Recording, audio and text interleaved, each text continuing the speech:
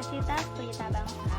Nah, saya di sini akan menjelaskan tentang manajemen kas dari mata kuliah Manajemen Keuangan yang telah disampaikan oleh dosen saya, yaitu Ibu Hajah Priyatmi Nur Astuti, SEMM.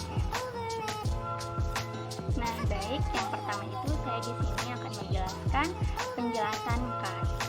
Yang pertama itu pengertian kas. Kas dapat diartikan sebagai nilai uang kontan yang ada dalam perusahaan beserta pos-pos lain yang dalam waktu dekat dapat diuangkan sebagai alat pembayaran kebutuhan finansial yang mempunyai sifat paling tinggi likuiditasnya. Nah, kas meliputi yaitu uang tunai, kertas atau logam, baik yang ada di tangan perusahaan, cash in hand atau ada di bank, cek, demand deposit, money order atau kasbon, dan lain-lain. Nah, yang kedua ada perencanaan kas. Aspek utama perencanaan kas adalah penyusunan anggaran kas.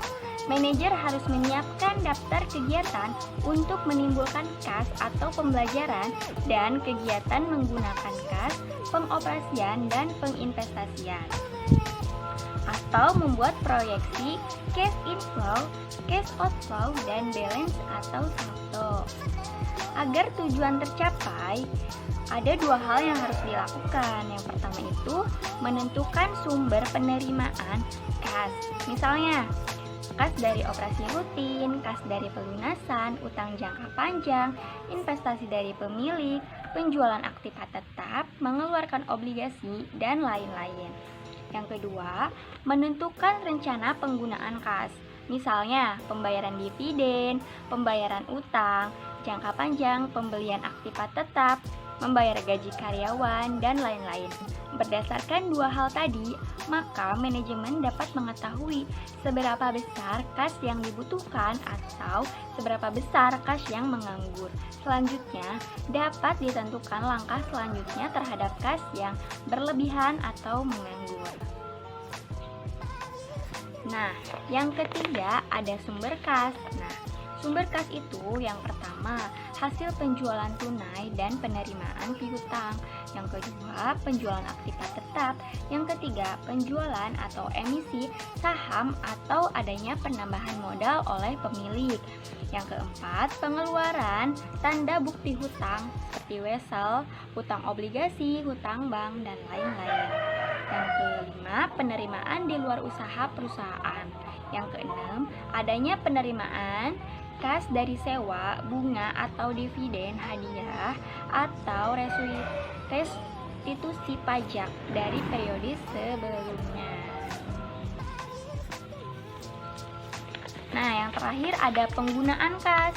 Penggunaan kas itu yang pertama dari pengeluaran untuk biaya produksi. Nah, yang kedua untuk pembelian saham atau obligasi sebagai investasi jangka pendek atau jangka panjang. Nah, yang ketiga pembelian aktiva tetap. Yang keempat pembelian kembali saham yang beredar. Yang kelima pengembalian kas dari perusahaan oleh pemilik. Yang keenam pembayaran hutang jangka pendek atau panjang.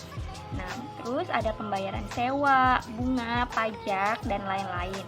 Pembelian barang dagangan dengan tunai, pembayaran biaya operasi perusahaan seperti pembayaran gaji, pembelian supplies kantor, biaya iklan, dan lain-lain. Nah, yang terakhir, pengeluaran kas untuk membayar dividen. Nah, pembahasan yang kedua di sini saya akan menjelaskan tentang manajemen kas. Nah, terlebih dahulu, apa itu manajemen kas? Manajemen kas didefinisikan sebagai pengoptimasian pengeluaran kas sebagai aktiva. Hal ini berarti tidak boleh terjadi kegagalan pemakaian kas dan pengawasan terhadap posisi kas. Nah, tujuan manajemen kas meliputi dua hal, ada likuiditas dan earning. Likuiditas manajemen harus secara sadar menjaga likuiditas dan jumlah kas yang harus ada dalam perusahaan. Nah, earning itu tiap pengeluaran perusahaan harus diarahkan untuk mendapatkan kemungkinan hasil yang lebih besar dibandingkan dengan kas yang dikeluarkan. Nah, yang kedua ada mempercepat pemasukan kas dan memperlambat pengeluaran kas. Nah, mempercepat pengeluaran kas itu ada penjualan secara cash. Yang kedua, potongan cash atau cash diskon. Nah, yang ketiga, desentralisasi pusat penerimaan pembayaran. Yang keempat, locked box system. Nah, yang memperlambat pengeluaran kas yaitu pembelian dengan kredit. Yang kedua, memanfaatkan float. Yang ketiga, menggunakan draft atau cash bond. Yang keempat, pembayaran secara sentral. Yang kelima, cek dibayar pada hari tertentu. Nah, di sini ada menentukan saldo kas optimal model Baumol. Nah, total biaya transaksi yang akan diminimalkan untuk memperoleh saldo kas optimal terdiri dari dua item. Yang pertama itu biaya simpan dan yang kedua itu biaya transaksi.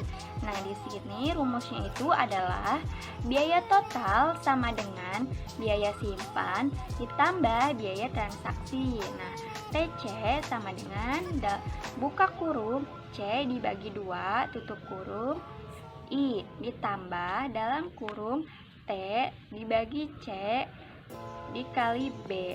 Nah, C sama dengan kurung buka 2 dikali B dikali T dibagi I. Nah, terus dipangkatkan. Dipangkatkannya setengah 1/2. Nah, keterangannya C itu adalah sama dengan saldo kas optimal yang akan kita cari. Nah, yang I tingkat bunga, yang T total kebutuhan kas dalam satu periode, yang B biaya order kas. Nah, di slide terakhir di sini ada contoh soal model persediaan untuk kas. Misalkan, kebutuhan kas perusahaan selama 1 bulan 20 juta. Perusahaan memperoleh kas dengan menjual surat berharga. Biaya transaksi peroleh kas adalah 10.000, sedangkan tingkat bunga adalah 18% per tahun atau sekitar 1,5% per bulan. Saldo kas dapat dihitung sebagai berikut.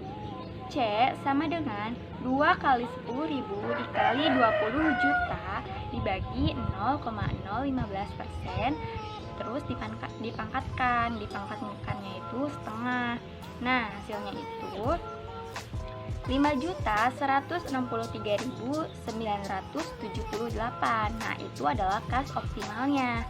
Nah, di sini keterangannya adalah dalam periode 1 bulan, perusahaan melakukan order pengisian kas sebanyak 20 juta dibagi 5.163.978 sama dengan 3,9 kali atau sekitar 4 kali. Nah, TC sama dengan 5.163.978 dibagi 2 dikali 0,015 ditambah 20 juta dibagi 5.163.978 dikali 10.000. Nah, hasilnya itu TC sama dengan 38.730 ditambah 38.730. Hasilnya itu adalah 77.460.000. Terima kasih telah menonton video ini sampai selesai dan mohon maaf bila ada kekurangan kata dalam penyampaian saya. Sekian dari saya. Wassalamualaikum warahmatullahi wabarakatuh.